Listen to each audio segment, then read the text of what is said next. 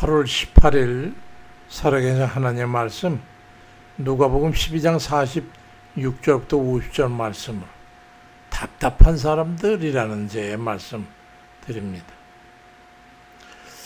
우리가 성경을 읽다 보면은 우리를 향한 주님의 뜨겁고 안타까운 심정을 마주할 때가 있죠.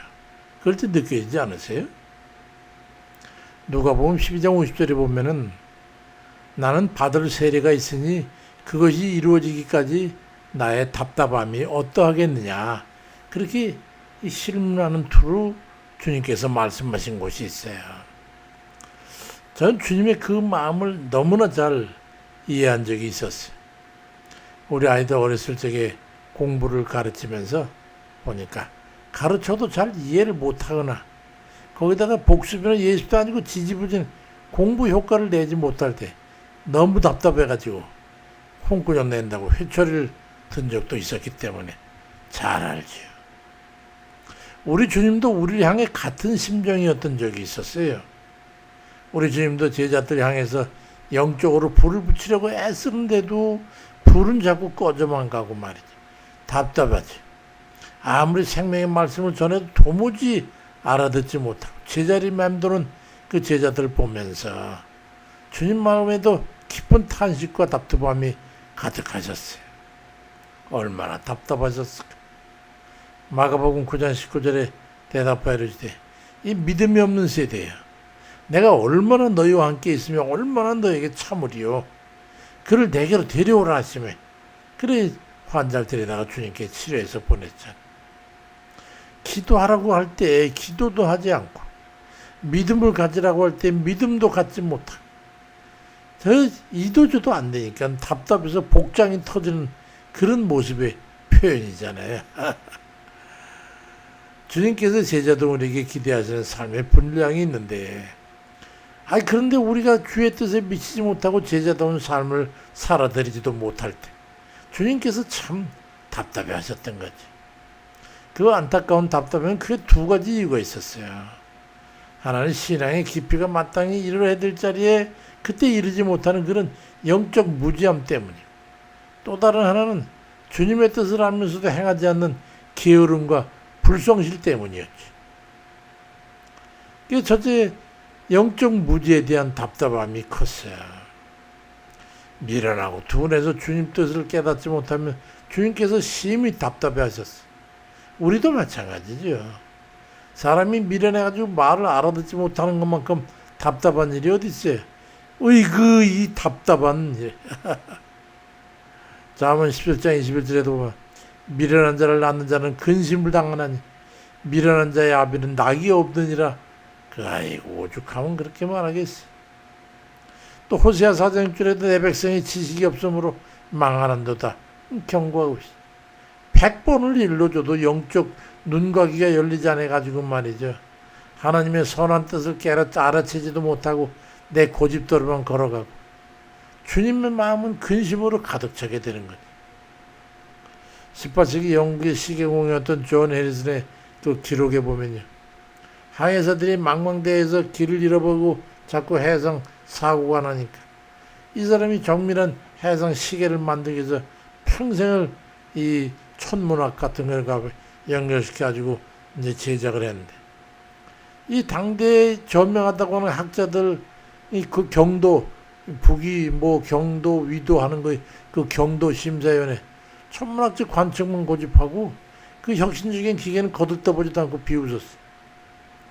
편견에 사로잡혀서 배들이 계속 암초에 걸려가지고 좌초하는 그런 모습을 보면서 깨닫게 된 위원회 사람들이 해리슨이 개발한 해상시계를 한번 활용해보자 가지고 했더니 글쎄 배들이 난패하는 게 거의 없어지게 되자 사람들이 그제서야 깨닫고 그 가르침에 호응하게 됐다는 거예요. 주님께서도 영적 원리와 진리를 거듭 가르쳐 주심에도 세상적 시계에 갇혀가지고 깨닫지 못하는 우리를 보실 때 바로 이 답답함을 느끼시는 거죠. 독일의 신학자인 디트리 본헤퍼 목사님은 선에 대한 무지는 악보다 더 위험하다. 악은 정할 수라도 있지만 영적 무지는 스스로를 의롭다 여기면서 진리를 막아서기 때문이다. 위험하다. 영적 무지는 단순한 부족함이 아니라 주님의 마음을 졸이게 만드는 안타까운 원인이 되는 거예요. 저러다 저 구원받지 못하면 어떡하지? 이거예요. 반면에 사도행전 17장 11절에 보니까 배려 있는 사람들은 데살로니가 사람들보다 더 너그러워가지고 말씀이 그러한가 해가지고 날마다 성경을 상고했었다고 말씀합니다. 베레아 사람들처럼 말이죠. 하나님 뜻이 어디 있는지 날마다 말씀을 깊이 상고하고 캐고 묵상하고 읽고 또 읽고 간절한 마음으로 주의 뜻을 이해하려고 여기저기 묻고 알아가는 그런 신령한 영적 감각이 살아있어야 주님이 기뻐하신다 이 말이지요. 또 다른 하나는요. 알면서도 행하지 않고 고의적으로 해태하는 거. 이걸 답답해 하십니다. 주님의 뜻이 뭔지 뻔히 알면서도 순종하지 않고 게으름 피면서 태만하게 굴면은 주님께서는 아주 따끔하게 사랑의 징계를 내리기도 하거든요. 누가복음 12장 47절에 주인의 뜻을 알고도 준비하지 아니하고 그 뜻대로 행하지 아니한 종은 많이 맞을 거예요. 이 매 맞으면 어찌 되는지 아시죠? 인생이 휘어버려요. 주님이 답답하셔가지고 내리시는 매는 견디기 어렵습니다. 저는 많이 당해봤거든요. 사무엘하 7장 10절에 나는 그 아비가 되고 그는 내 아들이 되리니 저가 만일 죄를 범하면 내가 사람 막대기가 인생 채찍으로 징계하겠다. 이거 사람 막대기에 걸리거나 인생 채찍에 걸리면요 어렵습니다. 신앙의 게으름과 영적 불성실은요 스스로 시련과 연단을 불러오는 비극을 낳게 되는 거예요. 미국의 대문호이자 정치가인 벤자민 프랭클린의 그 자서전에 보면 그런 글이 있어요. 어린 시절에 할아버지와 함께 식사할 때였는데 할아버지가 음식을 앞에 두고 매번 매 끼마다 길고 정성스럽게 감사 기도를 올리니까 어린 프랭클린한테는 그게 아주 지루했어. 그러자 할아버지 창고에 있는 고기 항아리 그 전체를 한꺼번에 두고 한 번에 기도하시면요 매번 기도하는 시간도 아끼고 우리도 빨리 밥 먹을 수 있잖아요. 그러자 그 벤자민 프랭클린의 할아버지는 웃으면서 얘야 매 한 끼의 감사는 굳어버린 고기를 씹는 게 아니여. 매일 주시는 하나님 그 생명의 온기를 우리 가슴에 품는 성실을 하나님 앞에 표하는 것이 아니겠냐 설명했다는. 하나님의 뜻을 아는 것과 그것을 매일의 삶에서 성실히 실행하는 것 이건 전혀 다른 문제거든요. 한 번의 지식으로 신앙생활에 이게 내가 다 하고 있다고 하는 그런 자만 게으름 태만 이런 걸 주님이 답답해 하시는 거예요. 니들이 그렇게 다 아냐? 왜 좀 순수하고 맑고 순전하지 못하냐? 프랑스의 사상가인 파스칼은 그 팡세에서 행동으로 이어지지 않는 영적 지식은 영혼을 병들게 하는 가장 무서운 독약이라고 선언했어. 하나님의 가르침과 받은 바 은혜에 대한 우리의 마땅한 반응은 성실과 신심을 다해 삶으로 옮겨내는 열심히 해야 한다는 거지요. 사도행전 17장 11절에 아까 말씀드린 것처럼 배려하는 사람들 그 사람들은 말이죠. 항상 간절한 마음으로 말씀을 받고 이것이 주의 말씀대로 이게 이거지? 잘못은 물어도 보고 하면서 그런가 해가지고 날마다 성경을 상고했다고 기록되고 있어. 깨달은 말씀을 즉시 삶에 적용하고 성실하게 행동으로 옮기고 잘 모를 때는 캐묻고 이건가 깊이 묵상해서 기도하고 이러면요 주님께서 기뻐하시고 깨닫는 바 그 기특해서 말이죠 은혜를 베푸시고 복을 주시는 거예요. 영적으로 무지하고 게으른 자리에 머무르게 되면요 주님 말씀은 답답해 때로는 몇 가지 드시게 되고 베레아 사람처럼 하나님 뜻을 신중하고 센스 있게 깨달아야 애쓰고 깨달은 말씀이면 성실과 열심을 다해서 행함으로 주님의 답답함을 시원하게 뚫어드려. 그렇게 해가지고 주님을 복되고 성실한 그 주님 제자들 다 되시기를 주의 이름으로 축원드립니다. 아버지, 우리 미련하고 둔한 것을 주님 깨우쳐 주세요. 그래서 이렇게 미련한지 모르겠어. 맨날 들어도 그 모양 그 타령, 맨날 기도한다고 해도 늘상 부족감.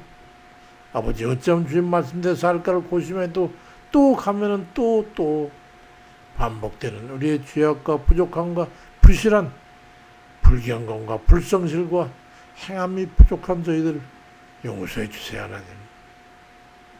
어쩜 주님을 기쁘실까 매일 생각을 해도 실제 우리 삶에서는 다 그리 행하지 못한 걸 부디 하나님 긍휼히 여기시길 바라요. 아버지 아시지요 주님. 제 마음은 주님 향해 있음을 주님께서 아실 줄 믿습니다. 그러나 때때로 게으르고 불성실할 때 아버지 저희를 깨우쳐 주세요. 얼른 깨닫고 돌이키도록 인도해 주세요. 그래서 주님 말씀대로 또 열심히 달릴 수 있도록 도와주세요. 우리가 뛰지 않으면 악한 마귀가 쫓아와서 우리를 잡힌다는 것을 우리가 한시도 잊어버리지 말고 오늘도 지금 전심을 향해서 기도로 주의 말씀의 행함으로 묵상으로 주의 말씀을 생각하고 고삐를 잡고 열심히 달리는 저희에게 인도해 주세요. 우리가 특별히 지금 기도하고 있는 나라를 위한 기도 아버지 들으세요. 아버지 월공에서 이 땡볕에 매일매일 수고하며 외쳐대는 저 저항은 아버지 깊이 보시고 저들의 외침을 귀담아 들어주세요. 그리고 악하고 불의하고 아버지 게으르고 정말로 아버지 불의한 저들을 아버지 하루속히 저들을 깨뜨려 주시고 저들이 무너지는 날 이 날에 다시 자유가 온전히 서게 할 줄 믿습니다. 아버지 나라를 통째로 말아먹으려는 저 악하고 불의한 자들 도저히 용서받지 못할 역사에 아버지 정말로 악한 저 자들을 아버지 쾌뚜리에 그 갈고리를 꿰듯이 꿰고 심판의 자리에 나아가 악함에 뿌린 씨앗대로 다 걷도록 도와주시고 이 백성을 하나님 아버지 선열들의 기도로 세우셨으니 백성이 끝까지 주님 믿음으로 다시 올곧게 서는 그런 이 나라 되도록 인도해 주세요. 주님 믿습니다. 우리는 여호사의 기도 아버지 기억해 주세요. 우리 아무것도 의지할 것 없어서 오직 주만 바라보나이다. 이 나라가 망가지고 넘어가는 이 모습을 보면서 너무도 애타고 간절해서 주님 앞에 아렵니다. 우리를 구원해 주옵소서. 예수 그리스도 이름으로 기도드립니다. 아멘입니다.